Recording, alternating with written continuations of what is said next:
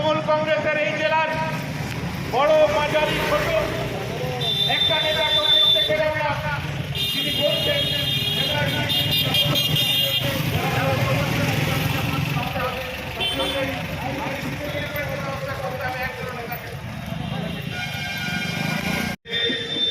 যে দুধের গাই তাদের দ্বারা, আর তার জন্যই আমাদের এখানে প্রতিবাদ মঞ্চ এবং ধর্ণা মঞ্চ আমরা এখানে বেঁধেছি, আর সেখান থেকে আমরা প্রতিবাদ করব। বোলপুর সাংগঠনিক জেলার আজকে এই মঞ্চে উপস্থিত হয়েছেন প্রত্যেক সদস্য, তাদেরকে আমরা আন্তরিক ধন্যবাদ শুভেচ্ছা জানাচ্ছি, গৌরী অভিনন্দন জানাচ্ছি।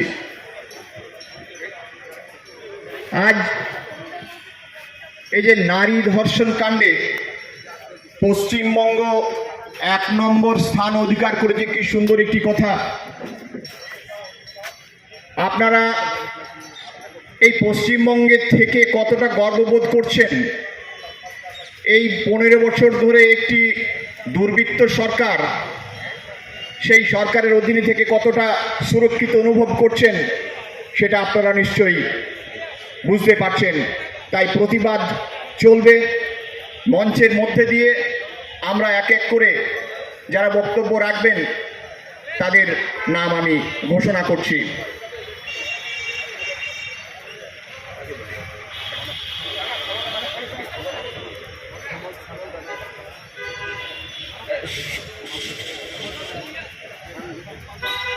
সম্মানীয় শ্যামল ব্যানার্জি মশাই, জেলা সম্পাদক, তাকে কিছু বলার জন্য অনুরোধ করছি। নমস্কার। আজকে আমরা এই দুর্গাপুরে এসে উপস্থিত হয়েছি। যে মঞ্চ, সেই মঞ্চে আমরা জানি এই শিল্প শহর, এই দুর্গাপুর একটা সাংস্কৃতিক শহর। এই দুর্গাপুর পশ্চিমবঙ্গের কোনো শহর হিসাবে নাম তার নয়, সারা পৃথিবী তথায় ভারতবর্ষ জুড়ে যে শহরের নাম আছে সেটা দুর্গাপুরকে এক কথায় সবাই চেনে।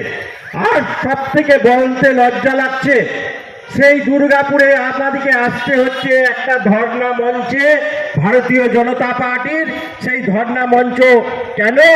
যে আমাদের পার্শ্ববর্তী রাজ্য, সেই রাজ্যের এক বোন এখানে পড়াশোনা করতে এসে এখানে দুধের গাই, এখানে মমতা বেগমের তাদের দুধের গাই যারা ধর্ষিত হচ্ছে। এই লজ্জা কার বন্ধু? এই লজ্জা গোটা সারা বাঙালির লজ্জা। আমরা বাঙালি হিসাবে মাথা নত হয়ে যাচ্ছে। তাই আজকের এই মঞ্চ থেকে, মঞ্চে উপস্থিত আমি সবারই নাম নিচ্ছি না, যে বোলপুর সাংগঠনিক জেলার সভাপতি সম্মানীয় শ্যামাপদ মণ্ডলের নেতৃত্বে এই ধর্ণা মঞ্চে উপস্থিত ভারতীয় জনতা পার্টির রাজ্য সম্পাদক, আমার সতীর্থ, পশ্চিমবঙ্গ সরকারের বিধায়ক এবং এই দুর্গাপুরে মানুষের পাশে সর্বদাই যিনি থাকেন আমাদের সেই লক্ষণ ঘড়ি মহাশয়, আমার পূর্ববর্তী বক্তা বাঁকুড়া ছাদনার বিধায়ক এবং একজন হাই স্কুলের শিক্ষক সম্মানীয় সত্যদা, এখানে অনেক মায়েরা, দিদিরা, বোনেরা এসছেন। আমাদের বীরভূম বোলপুর জেলার পক্ষ থেকেও আজকে আমরা এই ধর্ণা মঞ্চ চালাবার জন্য আমরা এসেছি। বা এখানে পথ চলতি মানুষ, মাইক্রোফোনের কথা যারা শুনছেন, প্রত্যেককেই ভারতীয় জনতা পার্টির পক্ষ থেকে অভিনন্দন, শুভেচ্ছা ও আমার ব্যক্তিগত নমস্কার জানিয়ে কয়েকটি কথা বলার চেষ্টা করছি। একই কথা, একটি বিষয় একটা। আমরা চিৎকার করছি, অনেক জায়গায় প্রোগ্রাম হচ্ছে, কিন্তু প্রোগ্রাম, চিৎকার যাই হোক না কেন, বাংলার সরকারের মুখ্যমন্ত্রী অন্ধ ধৃতরাষ্ট্রের মতো বসে আছেন, আর মাঝে মাঝে পাগলামো করছেন, খ্যাপামি করছেন। আজকে আমাকে সাংবাদিক বন্ধু জিজ্ঞেস করলেন নাকি পশ্চিমবাংলায় কয়েকটি ড্যাম ভেঙে দেওয়ার নির্দেশ দিয়েছে। তার মধ্যে আমাদের দামোদর ভ্যালি কর্পোরেশন ড্যাম, এটাকেও নাকি ভেঙে দিতে হবে তাই বলেছে। মানে মানুষ পাগলা হলে কি খায়, কি বলে, কোথায় কি করে কেউ জানে না। আমার মনে হয় 26 সালের নির্বাচন যত এগিয়ে আসবে আর দিদির পাগলামো তত বেশি শুরু হবে, আর বাংলার মানুষ ধেই ধেই করে নাচবে। আর কিছু তৃণমূলের আমার দিদির সদর ভাইয়েরা বালির টাকা বালি বিচে বিচে শেষ, গরুর পাচার করে কেষ্ট আমাদের জেল খাটলো, ওদের গরু নিয়েও খুব টানাটানি, পাথরের টাকা, কয়লার টাকা, রাস্তার টাকা। কালকে আপনারা টিভিতে দেখেছেন আমার বীরভূম জেলার এসপি দুজন অফিসারকে সাসপেন্ড করলেন। কারণ কি, নাকি রোডের তোলা তুলছিল। কাদের তোলা? না, যে ট্রাক অ্যাসোসিয়েশন আছে বীরভূমে, সেই ট্রাক অ্যাসোসিয়েশনের ট্রাক আটকিয়ে পার গাড়ি নাকি 70,000 টাকা নেবে পুলিশ জোর করে। কোথা থেকে দেবে? এক গাড়ি বালি, আমাদের বীরভূমের বালি বীরভূমে বিক্রি হচ্ছে 75 থেকে 80,000 টাকা, আর ওইটা বীরভূম পেরিয়ে মুর্শিদাবাদে বহরমপুর যেই যাচ্ছে তার দাম হচ্ছে 1,05,000 টাকা। অতএব এটা এক কথায় বলা যায় আমাদের তৃণমূলের বদান্যতায়, মুখ্যমন্ত্রীর দয়ায় আজকে আমাদের বালি সোনাতে রূপান্তরিত হয়েছে। আমি 2 বছর আগে বলেছিলাম আপনারা ব্যস্ত হবেন না, রেডিমেড পোশাক পরতে যেমন ভালোবাসি, রেডিমেড জিনিস কিনতে ভালোবাসি, আমার দিদির সরকার রেডিমেড বালিও বিক্রি করাবে আর আমরা কিনতে বাধ্য থাকবো। এখন শুরু হয়ে গিয়েছে। আমার বাড়ি মৌরাক্ষী নদীর 1 কিলোমিটার 1.5 কিলোমিটারের মধ্যে আমাকে যদি বালি কিনতে হয়, বলছে সিমেন্টের প্যাকেটে 1 প্যাকেট বালির দাম লাগবে 60 টাকা। তার মানে সিমেন্ট এখন প্যাকেটে বিক্রি, বালি প্যাকেটে বিক্রি শুরু হয়ে গেল। তো তার জন্য আগামী দিনে ইঁটও হয়তো দেখবো কোনো দিন ওজনে বিক্রি হতে লেগেছে, গুনতিতে হবে না। তো এই দিন আনার জন্যে যিনি কারিগর তিনি হচ্ছে বাংলার মুখ্যমন্ত্রী মমতা ব্যানার্জি। তো মমতা ব্যানার্জির কাছে যত আন্দোলন করি, যত যাই করি, আরজি করের অভয়া ডাক্তার বোনটি যখন ধর্ষিতা হলো, খুন হলো, তখন আমরা কি লক্ষ্য করলাম না, ওই বোনের পক্ষে সারা পশ্চিমবাংলার মায়েরা, বোনেরা, দাদারা, ভাইয়েরা ডাক্তার, ইঞ্জিনিয়ার জাস্টিস পাবে। কিন্তু আমরা কি দেখলাম, দিদি এখন যাই হোক আর তাই হোক, সরকার যেমন সুকৌশলে চালাচ্ছে, পশ্চিমবাংলার পুলিশ প্রশাসনকে আরও কৌশলে এমনভাবে তৈরি করেছে যে আমরা আগে জানতাম ছোটবেলা থেকে মাটির জিনিস তৈরি করে তাকে বলে কুমোর, লোহার ইস্পাতের জিনিস তৈরি করে তাকে বলে কামার, যে মায়েদের বাচ্চা হতো সেই বাচ্চা যে প্রসাব করাতো তাকে বলতো দাইমা, জুতো যে সেলাই করে তাকে বলে চর্মকার, মুচি। এখন বর্তমান যুগে আমরা জানতাম ছোটবেলা থেকে আইন শৃঙ্খলা রক্ষা করার জন্য পুলিশ, কিন্তু বর্তমানে দিদির বদান্যতায়, দিদির দয়ায়, দিদির দৌলতে আজকে পুলিশ আজ আইন শৃঙ্খলা রক্ষা করার দায়িত্বে নেই। আজকে পুলিশ হয়ে গেছে দিদির। তৃণমূলের যে কোনো লোক যে কোনো ধরনের যদি অন্যায় করে, অপরাধ করে, তাকে কীভাবে মাটি চাপা দিতে হবে, ধামা চাপা দিতে হবে, কেসের মোড়কে ঘুরিয়ে দিতে হবে, তার জন্য এখন পশ্চিমবাংলার পুলিশ আর নাম না দেওয়াই ভালো। আমি বলবো যেমন মুচিরা জুতা পালিশ করে, এখন বর্তমানের পুলিশকে ওই রকম দিদির পুলিশ নয়, দিদির পালিশ বলা ভালো। যারা সকাল থেকে রাত পর্যন্ত দিদির চটিকে পালিশ করে যাচ্ছে তারও কারণ আছে।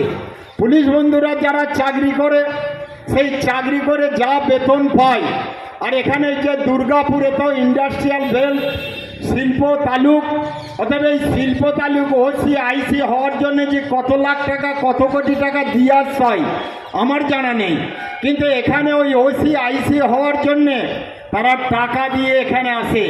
আর একদিনে, এক মাসে যদি ধরে নিলাম 1 লাখ টাকা বেতন পায়, এখানকার ওসি বা আইসি দুর্গাপুর থানায় যারা আছে পার ডে তারা 5 লাখ টাকা রোজগার করে।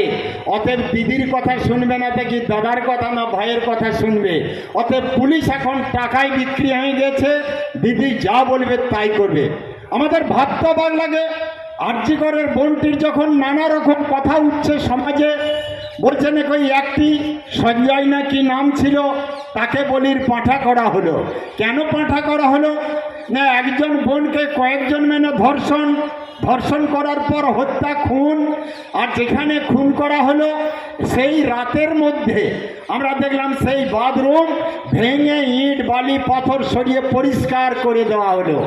দেখবেন কোনো জায়গায় যদি বিস্ফোরণ হয়, বোম ফেটে যায়, যে বাড়িতে বোম ফাটে সে হিন্দু মুসলমান যেই হোক না কেন, বোম ফাটার পর বারুদের গন্ধ যাতে না পায় সেই বুদ্ধিমতী যদি মা হয় সেই বাড়ির মেঝেতে কেরোসিন তেল ঢেলে দেয়, কিংবা দেখবেন কোনো সেন্ট ছড়িয়ে দেয়, মানে বারুদের গন্ধ যেন না পায়। সেই রকম আমার পশ্চিমবাংলার দিদি মুখ্যমন্ত্রী মমতা ব্যানার্জি এবং তার পদলেহন করা পুলিশ দিদির কথাতে বলল যে বাংলায় এই রকম অনাচার, ব্যভিচার, অত্যাচার ভারতবর্ষের মধ্যে এই রাজ্যে যে হয় না, এটা প্রমাণ করার জন্য এই সব প্রমাণ লোপাট করতে হবে।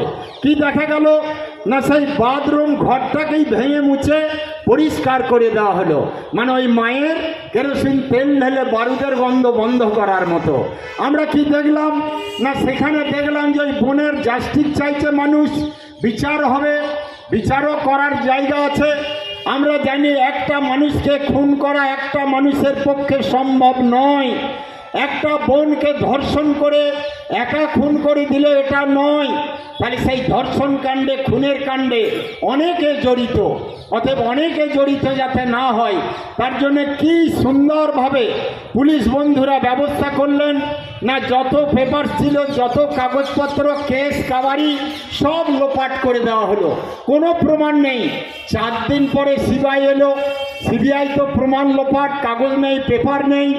দেখুন কোর্টে বিচার করে পুলিশের রিপোর্টের উপর ভিত্তি করে, কিন্তু সেই কালে পুলিশ বন্ধুরা কি করলো, সমস্ত প্রমাণ লোপাট করে দিল।